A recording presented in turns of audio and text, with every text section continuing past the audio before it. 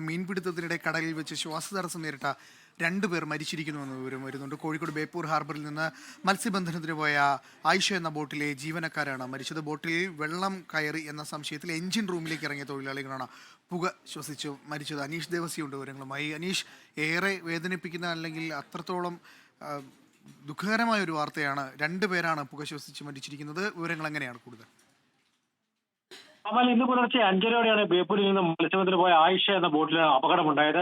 ഈ അപകടത്തിൽ വെസ്റ്റ് ബംഗാൾ സ്വദേശിയായ ഷഹദേവ് ദാസ്, റിബിൻ ദാസ് എന്നിവരാണ് മരിച്ചത്.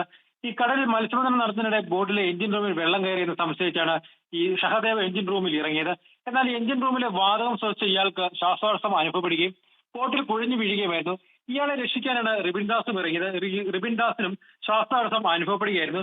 ഉടൻ തന്നെ ഈ ജീവനക്കാർ കോസ്റ്റൽ പോലീസിന്റെ സഹായത്തോടെ ഇവരെ ബേപ്പൂരിൽ ഒരു സ്വകാര്യ ആശുപത്രിയിൽ എത്തിച്ചെങ്കിലും ജീവൻ രക്ഷിക്കാനായില്ല.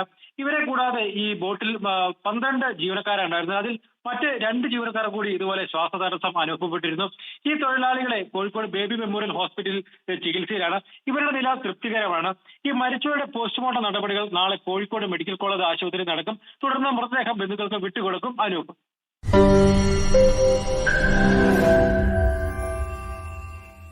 ലോകത്തെവിടെയായാലും ഏത് സമയത്തും 24 വാർത്തകളും ഓഗ്മെന്റഡ് റിയാലിറ്റി പാക്കേജുകളും എക്സ്പ്ലെയിനറുകളും വിശദമായി കാണാൻ ഞങ്ങളുടെ യൂട്യൂബ് ചാനൽ നിങ്ങൾക്ക് സബ്സ്ക്രൈബ് ചെയ്യാം.